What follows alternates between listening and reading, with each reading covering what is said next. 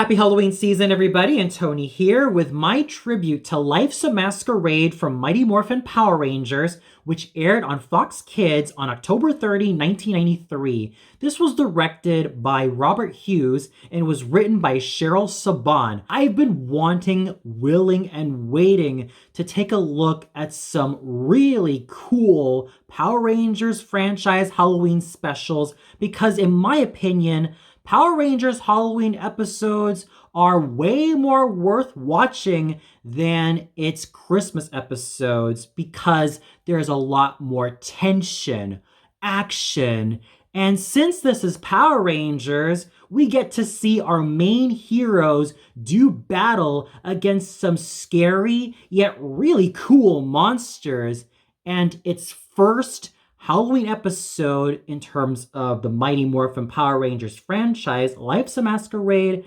managed to have it in spades, and it also did so with aplomb. And furthermore, the best part about Power Rangers Halloween episodes compared to the Christmas episodes, let alone the Christmas specials, is there's no sugary, saccharine, syrupy dribble, let alone fluff, and no Debbie Ex Machinas to mess this up. What we get from the Halloween episodes, starting with Life's a Masquerade, is kick butt action, loads of tension, loads of fun, and a cool monster, and a pretty fun monster at that, in the form of the Frankenstein monster, conceptualized by Rita Repulsa, and created and molded by none other than Finster. But before the Frankenstein monster wreaked havoc on Angel Grove, Ernie, our main heroes, and even Bulk and Skull, and the rest of the Angel Grove High students prepare for a Halloween costume party with Ernie overseeing all the proceedings. And there's also a bit of banter between Kimberly and Bulk and Skull, and pretty snide and snarky one at that. And of course, we even have Zach trying to win over Angela not once when he's trying to prepare for the party, but when he tries to win her over with his dance moves in the party itself. But Angela doesn't really seem to pay mind of him. And of course, there is some sweet Tommy and Kimberly chemistry going on, although later on in the party, Kimberly and Trini end up dancing with some other random guys. On top of that, our main heroes are absolutely excited for the proceedings. What with Jason being dressed as a sort of hybrid between Peter Pan and Robin Hood, Zach dressed as the Pharaoh, Billy dressed as Sherlock Holmes, Trini dressed as Pocahontas, and Kimberly dressed as a fairy tale princess. As for Bulk and Skull, they try desperately hard to see which costumes would end up fitting them for tonight's Halloween costume party. The first attempt was with Skull and Bulk being respectively dressed as Captain Hook and Peter Pan. Then the next attempt, a horse, but Bulk does not want to be the behind.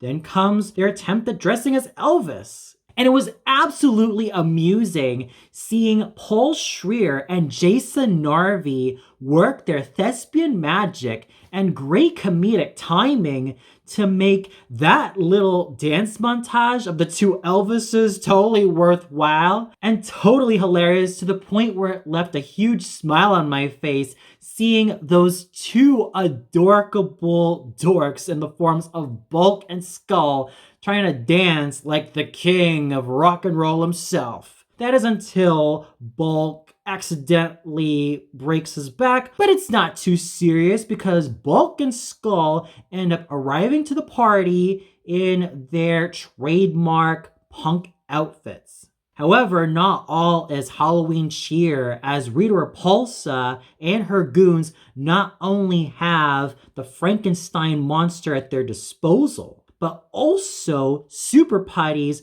which she intends to make. It was a bit of a disappointment to not see the super putties take form in this episode, but instead one episode later in Gung Ho. But at least Rita Repulsa manages to make a meal out of being such a diabolical villainess, whether it be her cackles or how much she brags about how being bad is so beautiful. In everything she's appeared in, she manages to chew the scenery, and it's also thanks to Machiko Soga's interpretation of the original Rita Repulsa, Witch Bandora, and of course, the superb vocal delivery done by Barbara Goodson. And back to the Halloween costume party, it's not just Bulk, Skull, Jason, Zach, Billy, Trini, Kimberly, and even Ernie having a good time. What with Ernie being dressed as Count Dracula,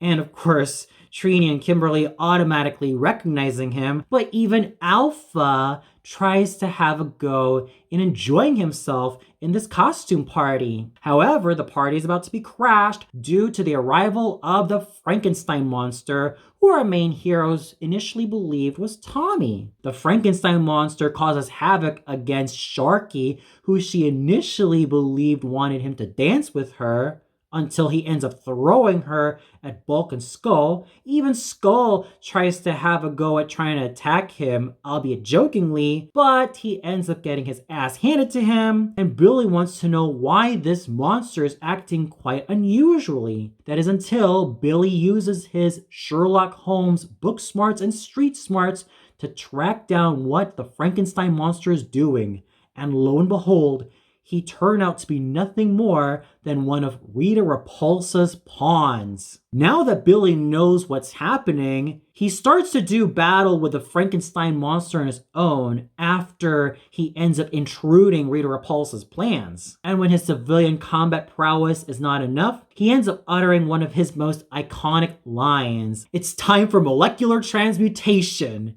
and transforms into the blue Triceratops Ranger to do battle with the Frankenstein monster. And this battle between the morphed Billy and the Frankenstein monster is a highlight in of itself. Even Billy reports this to Jason, Zach, Trini, and Kimberly as they head to the command center, where Zordon exposits that Rita is concocting a new plan in terms of her super putty army. And this leads our main heroes to morph up, suit up, and do battle with the Frankenstein monster. And this was an absolutely glorious sight to behold. The fight choreography, everything that I always love in any Power Rangers series, especially heralded by Mighty Morphin Power Rangers. The great fight choreography, despite this coming from the original Sentai series, Kyoryu Sentai Zyurenja, and a lot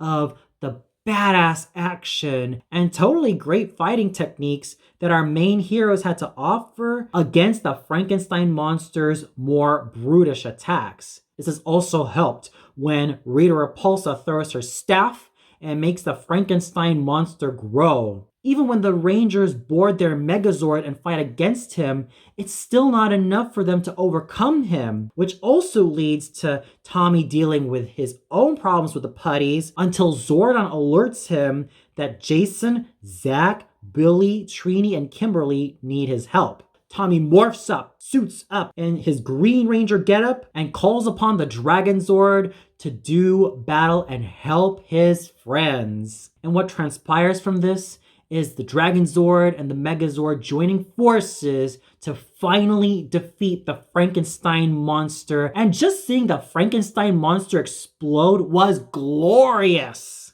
Now with the Frankenstein monster defeated, it's now time to head back to the costume party, where Alpha has become the fan favorite of a lot of Angel Grove High School students, especially from the girls.